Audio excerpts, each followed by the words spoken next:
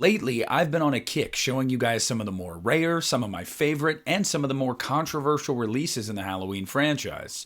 So why not switch it up today and show you guys some of the worst to own?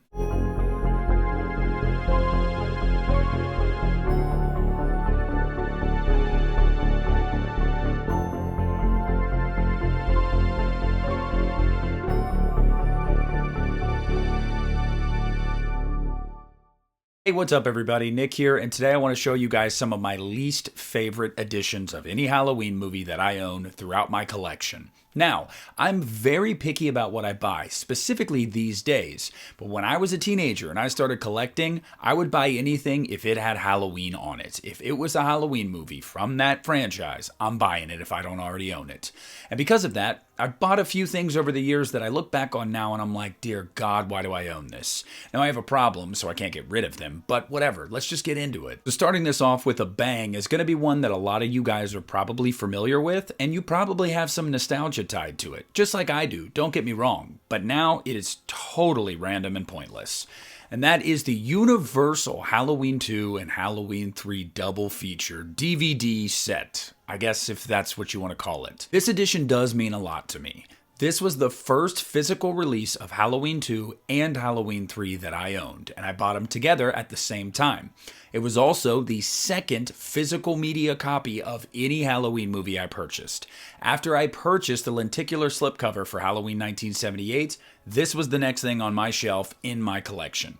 And look, why is this pointless? Well, one, I have always hated this. When you take 2 or 3 or 4 movies and you put them in one set, in one case, it is just always the laziest. There's no special features on here whatsoever. You can't even give the decency to give the front to one movie, so it's like, oh, here's the poster small and here's the other poster small.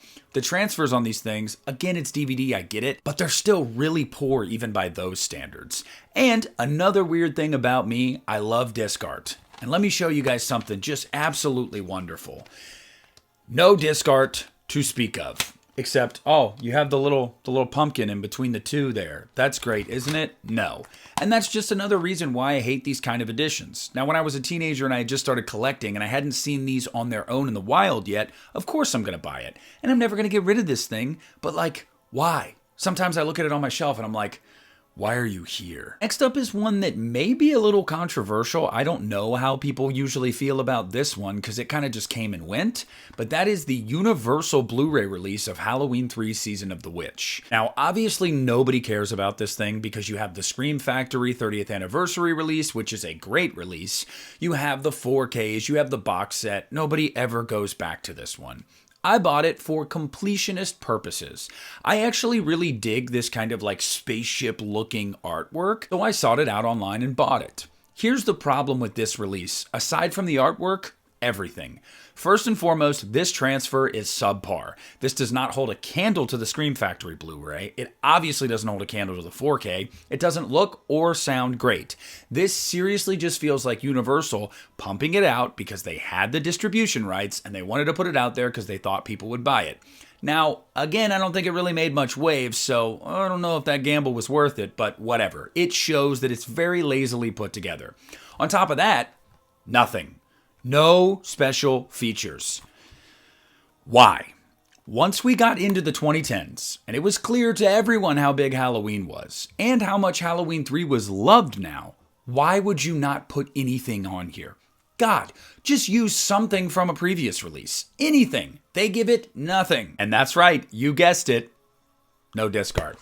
I don't even need to talk about it. Next one on this list is the 2011 Echo Bridge Entertainment release of, drumroll, Halloween H2O. Some of you guys probably thought it was going to be Halloween Resurrection, but surprisingly, out of the 3 they did, that has the best audio and video quality. I know, right? Doesn't make any sense. H2O, however, nope. It's bad. Similar to what Universal did for Halloween 3, I am convinced that this was just, hey, we've now got the distribution rights for this, let's put them out there, people will buy them. And they were right, I bought it, I was excited that H2O was getting a new Blu-ray release, but my God, this thing is terrible. It doesn't look good, it doesn't sound good, and you can't tell me that you couldn't have done better transfers and mixing and mastering on this, because you could have. because you did it with Resurrection, which is actually a decent Blu-ray. This one is not. Furthermore, what in the hell? I mean, what are we doing here? Oh, what are the special features here? You've got smart menu technology, the feature picture in 1080p, an English 2.0 stereo. Wow, oh my gosh, the special features on this thing are out of this world. No, it is yet again a lazy release by another company just trying to make money off of Halloween fans because they know we have a problem. And I'm just going to show you guys this because it's never not going to piss me off. I like this disc art, but they had to ruin it. They put a damn barcode there. Next up is going to be the 2007 Blu-ray release of the original Halloween from Starz and Anchor Bay. Okay, just gonna say this right now. This has probably aged the poorest of most of these earlier Blu-rays in the franchise, like point blank. This edition, while it's not totally bare bones, it does have some special features and the iconic disc art to boot. The biggest issue with this thing, and the reason why I quickly, after buying it, didn't watch it again, is what they do visually with the night scenes in this movie. If you own this Blu-ray, and you are not familiar with what I'm talking about, put this thing in. Go to some of the night sequences. What's one thing you're going to notice? A massive lack of the blue hue that Dean Cundey and John Carpenter had peppered throughout the night scenes in this movie. I don't know why you would diminish that in this release. Why on earth would you go back and touch this thing up and go, let's take some of the blue out of the night? No, it makes it feel cold. It is the right color palette for this movie. It makes it feel more ghostly, creepy. It is foreboding in and of itself. One of the most impressive things about the original Halloween is Dean Cundey's cinematography. And when you take one of the most iconic things from this movie and weaken it in an effort to make it better, all you've done is make it worse. I will never go back and rewatch this release. And I know to some people they may be like, oh, well, that's minor.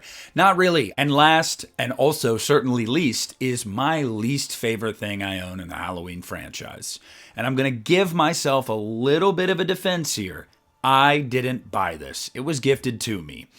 Technically, it's a part of the franchise, I guess, so I still own it, although there's an aspect of it, I'll just get into it. It's this.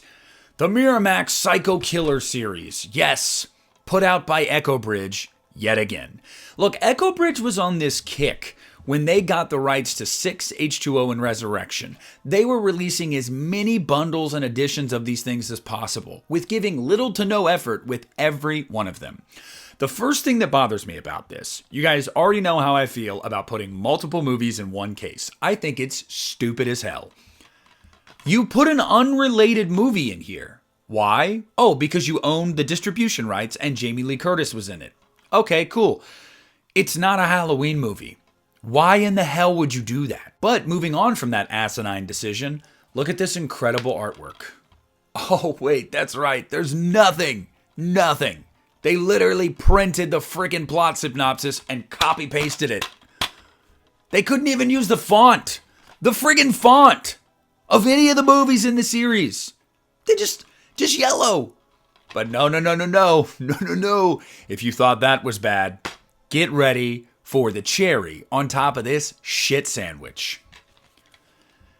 Every movie is on one disc. Every movie is on one freaking disc with no disc art. So what is a common theme here that you are finding?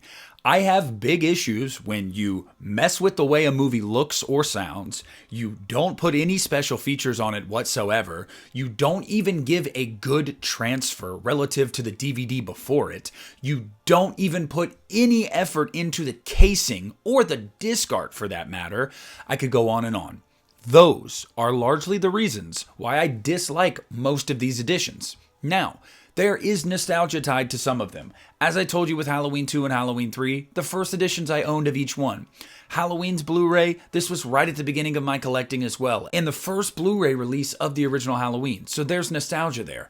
But largely, these are editions I'm never going to go back to. I won't even say largely. No, I will never go back to these things. There is no purpose. They have no value whatsoever, except sentimental, nostalgic value to a nerd like me. But I don't know. What do you guys think? Do you own some of these editions? And do you feel the same way that I do? Do you have these same criteria that you feel like should be so easy for these companies to meet, but they just tend to care more about pumping shit out to make money rather than doing anything valuable with the property? Whatever it is, I want to hear down below in the comments section. So make sure to leave a like on the video, subscribe to the channel if you haven't already. This is Nick at the Lost River Drive-In, and I'm pulling out.